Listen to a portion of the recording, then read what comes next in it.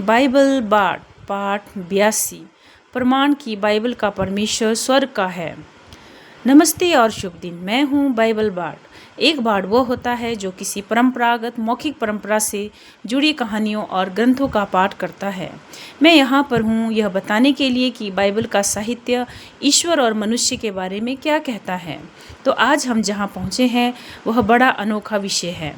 Bible का परमेश्वर किसी भी फिल्म, किताब या साहित्य में दिखने वाले चरित्रों जैसा नहीं है। जब आप इस पाठ में बाइबल की आयतें सुनेंगे और परमेश्वर का वर्णन जानेंगे तो हो सकता है आपको थोड़ी घबराहट महसूस हो। यह स्वर्ग का परमेश्वर किसी दूर आकाशगंगा में नहीं है, वह यही है और आपको देख रहा है, जैसा कि इन ग्रंथों में लिखा है। पर पहले यह समझते हैं कि बाइबल जिस स्वर्ग का परमेश्वर की बात करता है उसकी प्रकृति क्या है। व्यवस्था विवरण 6:4। हे इज़राइल सुन, यहोवा हमारा परमेश्वर एक ही यहोवा है।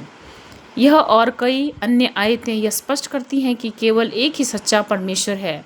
कोई देवताओं की सभा नहीं है, कोई दो विरोधी शक्तियां नहीं, केवल एक ईश्वर जिसने सब कुछ रचा। लेकिन ईश्वर की प्रकृति और भी स्पष्ट होती है। यशायाह 48:16 में, पास आओ और ये सुनो, आदि में मैंने गुप्त नहीं कहा, जब वह बात हुई तब मैं वहाँ था। और अब प्रभु यहोवा ने मुझे और अपने आत्मा को भेजा है। यहाँ एक शाश्वत व्यक्ति बोल रहा है जिसे प्रभु और उसकी आत्मा ने भेजा है। पीछे जाकर देखो तो बोलने वाला स्वयं यहोवा है। नए नियम में यह और स्पष्ट हो जाता है।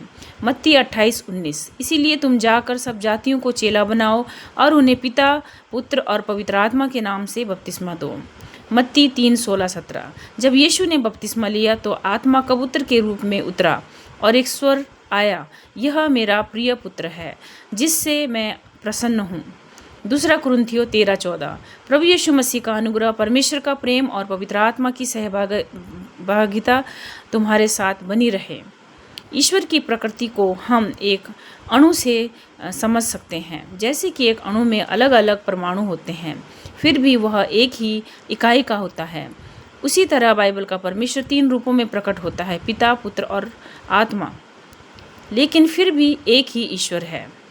निर्गमन 24:9-10, मूसा, हारून, नादाब, अबीहू और 70 प्राचीनों ने परमेश्वर को देखा। उसके पैरों के नीचे नीलम पत्थर जैसा आकाश के समान नीला फर्श था। निर्गमन 33:18-23, जब मूसा ने परमेश्वर से उसका तेज मांगा तो ईश्वर ने कहा कि कोई उसका चेहरा नहीं देख सकता और जीवित रह सकता, पर वह अपनी पीठ दिखाएगा। पहला राजा 19:11-13, एलिया को भी एक झोंके में, एक भूकंप और आग के बाद एक कोमल फुसफुसाहट में ईश्वर का अनुभव होता है। यूहन्ना 4:24, परमेश्वर आत्मा है। लुक्का 24:39, यीशु कहता है, भूत के शरीर और हड्डियां नहीं होती जैसी तुम मुझ में देख रहे हो। सारांश, लोग परमेश्वर की सर्वशक्तिमानता और सर्वज्ञता को समझ सकते हैं, लेकिन जो बात उन्हें असहज करती है वह यह है कि परमेश्वर पूर्णतः नैतिक है। वह कभी गलती नहीं कर सकता। जब हम मानव इतिहास के भयानक नरसंहार जैसे कि होलोकास्ट, स्टालिन का होलोडोमोर, आर्मेनिया, रवांडा या हिरोशिमा नागासाकी को याद करते हैं तो हमें लगता है कि यह सब अनैतिक है। पर बाइबल कहती है कि परमेश्वर सब कुछ जानता है, अतीत, वर्तमान और भविष्य, और वह कभी अन्यायी नहीं हो सकता। यशायाह 42:14, मैं अब चिल्लाऊंगा जैसे जनने वाली स्त्री। यशायाह 45:4-9, मैं ही यहोवा हूँ, मेरे सिवा और कोई नहीं। यशायाह 46:9, मैं ईश्वर हूँ, कोई मेरे समान नहीं। यशायाह 47:3, मैं प्रतिशोध लूँगा और किसी को नहीं छोड़ूंगा। यशायाह 51:6, आकाश धुएं की तरह विलीन होगा, पृथ्वी पर पुराने वस्त्र की तरह घिस जाएगी। यशायाह 66:3-4, उन्होंने जो किया वह मुझे अप्रिय था, इसीलिए मैं उन्हें वह दुख दूंगा जिससे वे डरते हैं। यशायाह 55:6-9, मेरे विचार तुम्हारे विचार से भिन्न हैं, यशायाह 57 उसका 15, मैं ऊंचे और पवित्र स्थान में निवास करता हूँ। इब्रानियों 10:31, जीवित परमेश्वर के हाथों में पड़ना भयानक बात है।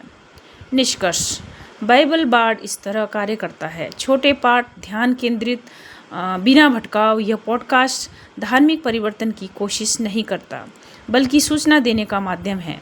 बाइबल बाड़ बस ये बताता है कि बाइबल में क्या लिखा है।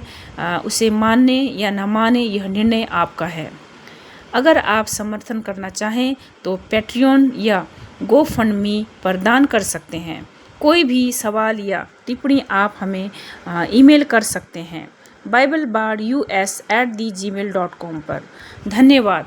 आपका दिन शुभ रहे।